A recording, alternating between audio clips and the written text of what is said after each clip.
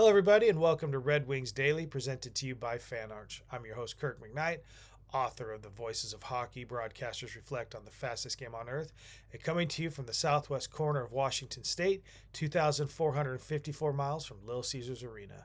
Now, the Dojo was the host to some serious history last night as Patrick Kane scored his 500th goal.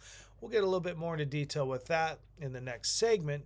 But going back to the game itself, it was all about the class of 2007. That's right. Kane had 2 goals, 499 and 500 on the career, and JVR had 2 assists, and they were both sweet assists for the Red Wings. Um, I've been noticing his passes. They're like these behind the back, no look passes, sometimes a Dutch rudder kind of pass going, setting up these one timers that the goalies just have no preparation for whatsoever and just have no way to defend. And that just is what makes a sweet dish. And so JVR has been factoring in on the scoring, whether it be scoring the goals or just setting up these one timers and making himself obviously very relevant on the offense. So great job last night for those two from the class of 2007. Kane's goal, though, speaking specifically on the game, came with the first goal came with about 30 seconds left in the first period. Now that's what I call those momentum backbreakers. You know, when you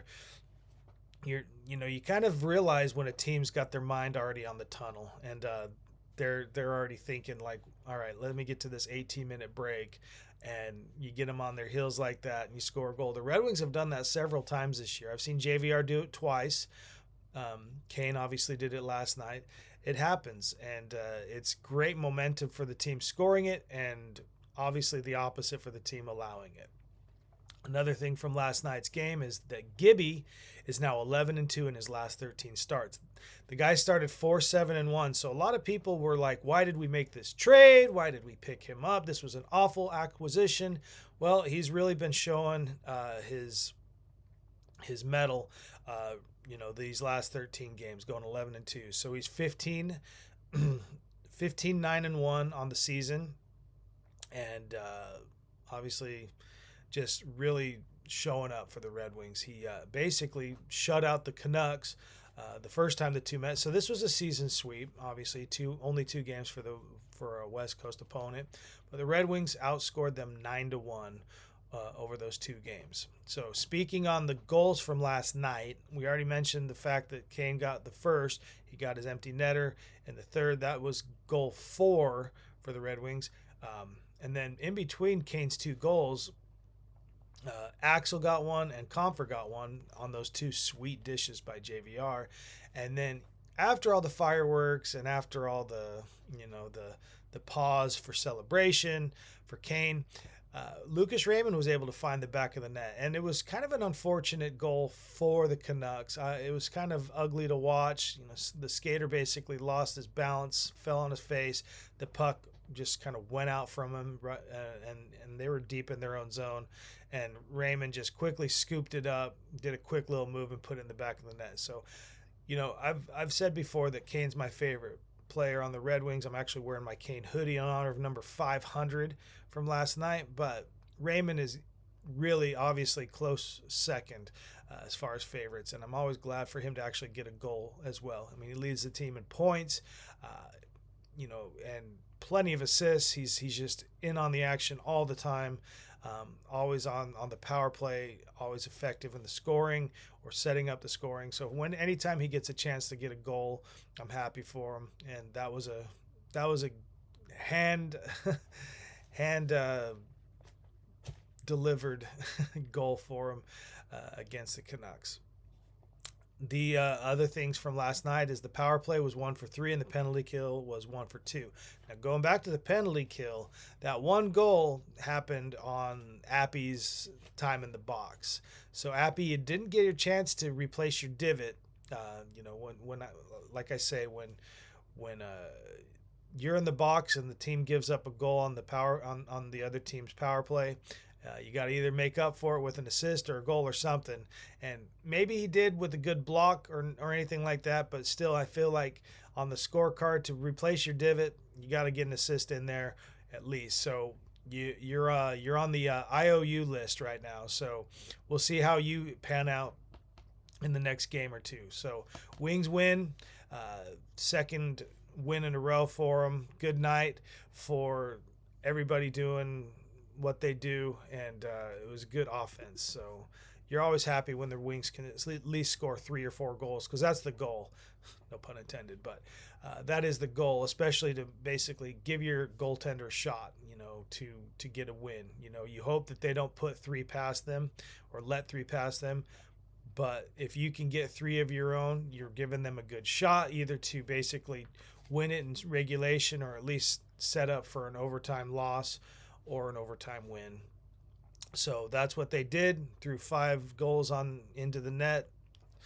Offense is doing pretty well. I believe that's 10 goals over the last 2 games. So hopefully that continues, because we're going to talk about it in the next segment after this. But we got 3 tough ones coming up. So going back to Kane, like I said, the first goal he scored was that momentum backbreaker in the first, but he got an empty netter. So watching the game and seeing that the Canucks pulled the goalie with about 3.5 minutes left, you're sitting there thinking, okay, this is a foregone conclusion. The suspense can leave the pit of my stomach feeling can just go right away, because the script is just leading itself into it. You're watching the game, and the graphic shows the little tape with number 88 and Kane, and you see him kind of go over the boards to come into the game. The Canucks are down by 2 goals, so they've pulled their goalie with like over 3.5, almost 4 minutes left to go in the game. And then you see the little graphic on the scoreboard saying Kane on the ice, and you're like, okay, well, this is everybody just showing us. This is one of those times where the producers really tell their TV crew, be on top of this. Make sure that you let the viewer know what the score is right now. Kane's sitting at $4.99 right now, empty net. Any kind of errant shot, pass, or anything like that puts the puck in the Red Wings' possession again, it's going to go to Kane, and that's exactly what happened. And Kane gets number 500. We have all the cheers. We have all the celebration.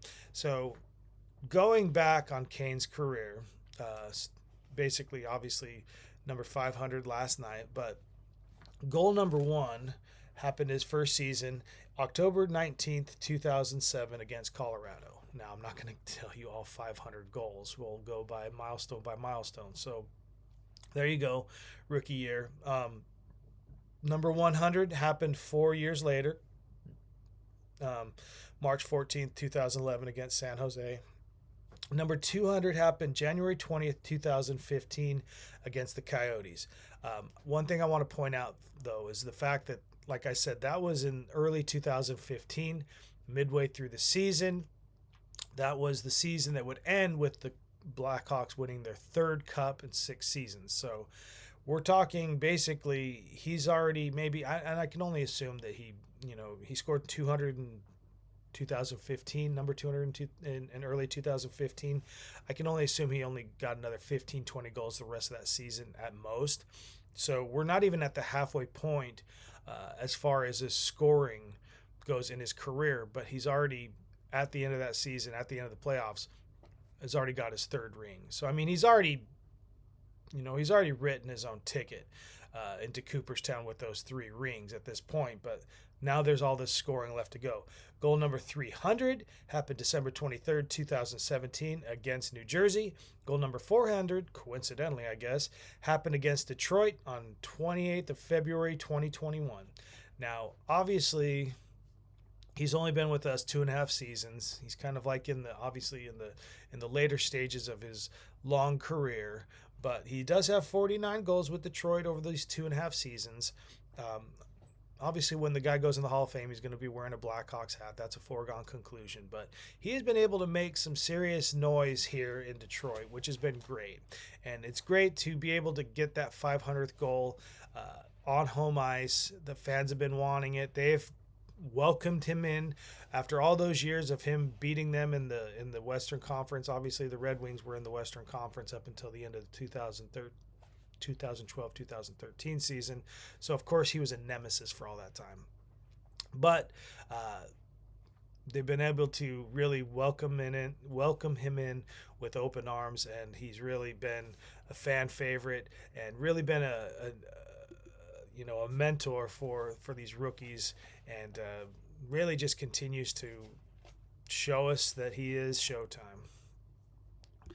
So I did hint a little bit at the fact that the Red Wings have a tough 3 games ahead of them. Basically, with last night's win, they pulled back into a virtual tie atop the Atlantic Division with Montreal, who they will face over the weekend. So they will play them tomorrow. We'll have a little bit of a recap of Saturday's game when we come back on Monday. But Montreal on the road. The Red Wings opened up the season at home against Montreal and got their butts handed to them. I think the score was 5-1, so it wasn't the best way to open the season. I think it became one of those aren't you sick of this kind of pep talks from McClellan. So we'll see how the next game goes for the Red Wings. And then following Montreal, they're going to be back at Little Caesars Arena to take on the first place Carolina Hurricanes, first place in the Metro. Against the Metro, the Red Wings are 5-6-2. So having a little bit of trouble there, I think, as compared to the Central, the Pacific, and even the Atlantic. I think the Central has kind of got the Red Wings number on. So I'm hoping that's going to be Monday's game. So we'll have a little bit of a preview for that on Monday's show. But that obviously is going to be a tough one. And then the third game of the 3 that they're basically are going to be at the Bruins. And that'll be the third of 4 meetings between the Red Wings and Bruins. And the Bruins have been a kind of a streaky team. The Red Wings are 1-0-1 against them. Still got 2 more games to play. So this next 3 games, probably going to be a real tough one and luckily they're spaced out a little bit. There's a game, a day in between, and then after they take on the Bruins, they're back at home against the Sharks, and that is one game you do not want to take for granted because the Sharks are such a scrappy team. It's not like playing the Canucks. You can't sit there and expect to, win 9-1 over 2 game spans. So I guess you could say that the next 4 games are ones that are going to be ones to be prepared for and not be caught off guard, and hopefully gain as many points as you can out of a possible 8. Okay, just to close out the show, just a few things. Doing a little bit of a free-for-all because it's Friday. This is Free-for-all Friday. Outside of Detroit, now sometimes I get chirped on the comments like, why are we talking about this on a Detroit show? I get it, but come on, sometimes how much can you not discuss the fact that some of these teams are doing what they're doing? And a couple of things that have happened is McDavid has a 17-game point streak. The Penguins have won 6 in a row. In our own division, the Lightning have won 8 in a row. More pertinent to us is the fact that the Lightning have won 8 in a row. But the Avalanche is, the team to talk about because last night they beat the Senators 8-2, and I believe McKinnon had 4 points, a goal and 3 assists in that game. But McKinnon and Makar, I mean, I have Makar as my defensive player. He was my number 1 pick on my fantasy team, and those two together are just ridiculous. I mean, those two on a line. Makar is one of the best defensemen that the league has seen in quite a while. But talking about McKinnon, looking at his stats, he really already has 78 points.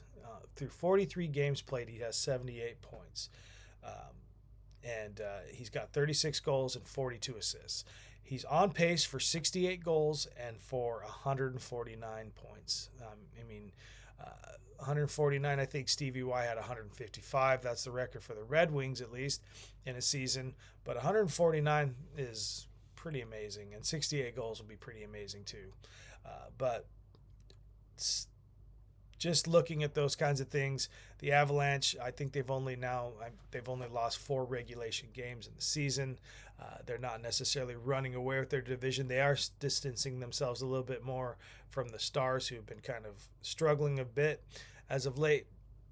But they have been consistent throughout, and a lot of it has to do with Nathan McKinnon and Cale Makar. So I'm a little afraid for when the Red Wings have to play them. They usually haven't done too well against the Avalanche in recent years, no matter what part of the spectrum the Avalanche have been on, or what part of the spectrum the Red Wings have been on, for that matter. But still, we still got a few games. I think we got a couple of weeks before we play them, kind of in a home and away situation. We play them twice in 2 days, once in Little Caesars Arena, once over there in Denver.